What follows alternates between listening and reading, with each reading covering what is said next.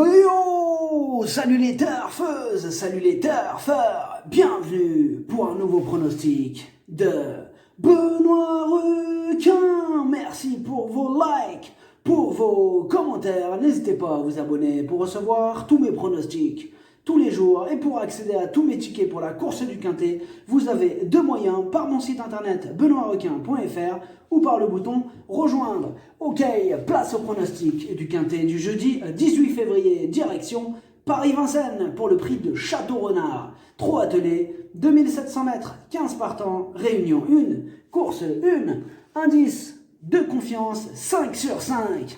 On est confiant pour ce Quintet, les possibles casseurs de tickets de cette course semblent neutralisés. Alors comme dirait Jean-Michel Bazir, ce jeudi avec mon pronostic, on ne devrait pas être loin de la vérité. Cette vidéo, je la tourne avant l'arrivée du Quintet de ce mercredi, je reviendrai dessus demain. Petit retour sur le Quintet du mardi 16 février. Dans mon pronostic, je vous ai donné le tiercé en 5 chevaux, le quartet en 6 chevaux et le Quintet en 6 chevaux. Ça fait plaisir. Et pour les membres de mon site internet benoîtrequin.fr et les membres Yo-Yo Total VIP, ce mardi, on a encore chopé le Quintet dans l'ordre sur un ticket. Comment ça fait trop plaisir. Il a fait 2742 € dans l'ordre le Quintet. D'ailleurs, j'ai reçu pas mal de mails de mes membres avec le ticket dans l'ordre. Vos remerciements m'ont fait chaud au cœur. Je suis trop content de vous avoir permis encore une fois de le choper dans l'ordre, ce Quintet, ce mardi.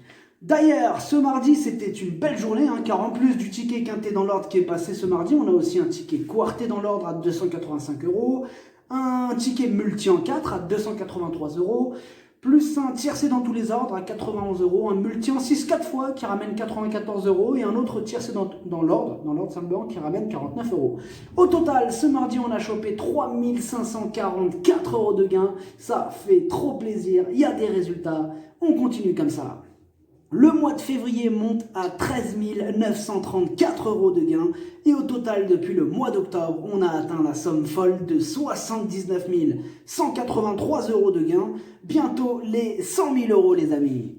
Vous avez deux moyens pour récupérer mes tickets pour la course du Quintet, par mon site internet benoîtrequin.fr ou par le niveau Yo-Yo Total VIP en passant par le bouton rejoindre. Ok, c'est parti, on commence le pronostic et on commence avec le numéro 1, Esperanzo. C'est le moins riche de ce Quintet, mais attention, il est en retard de gain. Il vient de remporter ses deux dernières courses, il sera déféré des 4, ses limites sont inconnues, bien sûr qu'on le garde. On écoute Mathieu Mautier. Esperanzo traverse une belle période de forme. Il n'a pas un très bon programme actuellement, mais je profite de sa grande condition physique pour le présenter à ce niveau. C'est un bon cheval, maniable et vite sur jambes. Même s'il monte de catégorie, je le crois capable de terminer dans les 3 premiers. Le numéro 2, Deganawida. Il enchaîne les échecs sur ce tracé, il effectue une rentrée totalement ferrée. Il y a d'autres chevaux qui nous apportent de plus solides garanties. On écoute Stéphane Provost. Deganawida a bénéficié d'un break. Jeudi, il s'agira pour lui d'une petite rentrée. Il aura de belles courses à venir à son programme. Non seulement il gardera ses fers, mais il n'aura aucun artifice également. Il va boucler son parcours en dedans et ses ambitions seront extrêmement limitées. Le numéro 3, Diadem Blue. Diadem Blue. Ses 5 dernières courses, 5 échecs. Ses statistiques sur ce parcours penchent du mauvais côté de la balance. Et pour couronner le tout, il n'a pas de marge. Sa tâche s'annonce délicate. On écoute Jean-Philippe Marie. Diadem Blue ne m'avait pas déplu dans le prix Herzili. En revanche, sa sortie suivante est moins bonne. Il n'était pas à l'aise avec son lasso, bref, une question d'embouchure.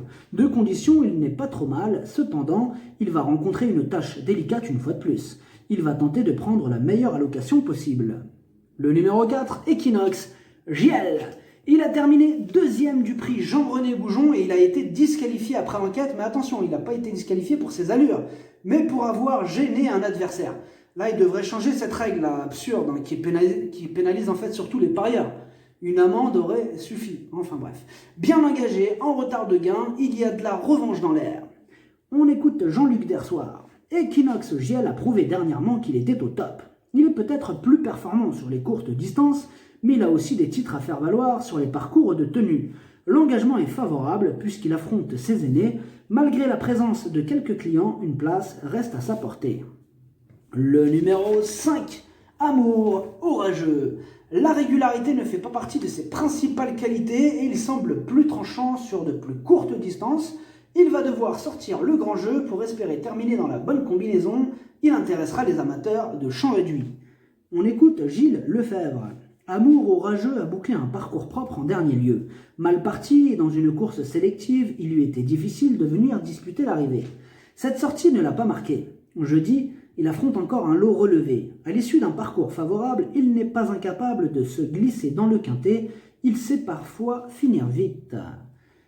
Le numéro 6, Dreamer by. Mieux vaut ne pas le condamner trop vite sur sa récente 6e place, parce que ce jour-là, il devait rendre la distance au même poteau que les autres ce jeudi. Déféré des 4, il est incontournable. On écoute Yves Dreux. Dreamer Boy a très bien couru en dernier lieu. Il devait rendre 25 mètres à un cheval comme Epsom d'Airfray.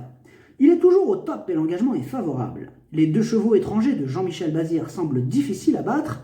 Je compte sur lui pour prendre une part active à l'arrivée. Le numéro 7, Sobel Conway, entraîné par Jean-Michel Bazir et piloté par Éric Raffin, il vient de décevoir alors qu'il partait grand favori. Il va profiter de ce bel engagement pour remettre les pendules à l'heure. On écoute Jean-Michel Bazir. Sobel Conway a connu une fin de course un peu pénible dans le prix Jean-René Goujon. On n'a pas compris. Au travail depuis, j'ai augmenté la cadence. Il me paraît très bien. C'est un cheval que j'aime bien. Il dispose d'une première chance au départ de ce quintet. En classe pure, il est meilleur que Victor Ferme.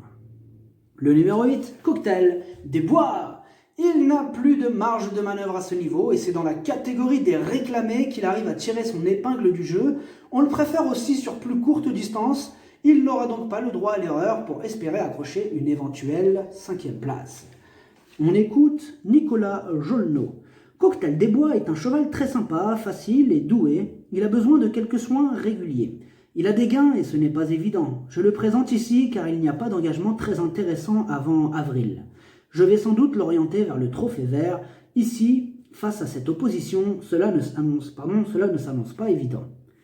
Le numéro 9, Hard Times. Ses 8 dernières courses, 8 échecs, mais attention, il va bien finir par refaire parler de lui un jour et ce jeudi, il sera en mode course, déféré des 4. C'est un joli coup de poker à tenter. On écoute Under Langvist. Hard Times a connu quelques petits soucis de pied notamment. Tout est rentré dans l'ordre et il a très bien travaillé ces derniers temps. Dans ce quintet, je vais pouvoir le déférer complètement. Il ne manque pas de qualité et sa présence parmi les 5 premiers ne me surprendrait nullement. Le numéro 10, Victor Ferme. Il vient de courir le Grand Prix d'Amérique, c'est dire à quel point il redescend de catégorie. Préparé pour cette course par Jean-Michel Bazir qui sera aux commandes jeudi, il vise la plus haute marche du podium. On écoute Jean-Michel Bazir. Victor Ferme s'attaquait évidemment à trop forte partie dans le Grand Prix d'Amérique. Là, il vise beaucoup moins haut. Au travail, il affiche une forme resplendissante. Bien engagé au départ de ce prix de Château-Renard, il ne devrait pas être loin de la vérité. Le numéro 11, Archibald. Sa dernière sortie est bonne, son entourage profite de sa grande forme pour espérer le voir terminer à l'arrivée de ce quintet. Mieux vaut ne pas le sous-estimer. On écoute Hank Agi Grift. Archibald a bien tenu sa partie à Mons le 22 janvier. J'ai surtout profité de la continuité du travail de Pierre Lévesque. Il est resté en bonne forme depuis. Son propriétaire a plaisir à le voir évoluer à Paris-Vincennes. Aussi, on tente le coup. Il affronte de bons éléments et s'il venait à prendre une petite place, je serais déjà satisfait. Le numéro 12, classique, Hautfort. C'est un spécialiste de la disqualification et comme d'habitude avec lui, ce sera tout pour rien. On écoute Christian Bijon. Classique Hautfort ne s'est pas montré convaincant cet hiver et s'est souvent montré fautif. Il n'est que très rarement performant l'hiver. Cette course aura pour but de prendre une petite allocation afin d'effacer les zéros, mais aussi de le maintenir en condition en attendant les beaux jours. Il n'aura pas la partie facile. Le numéro 13, Atoll d'Hanover. Lui aussi ne brille pas par sa régularité. Bon, il a maintenant 11 ans et il tire ses dernières cartouches. Il fera de son mieux, mais il aura fort à faire pour réussir à briller ce jeudi. On écoute Stéphane Provost.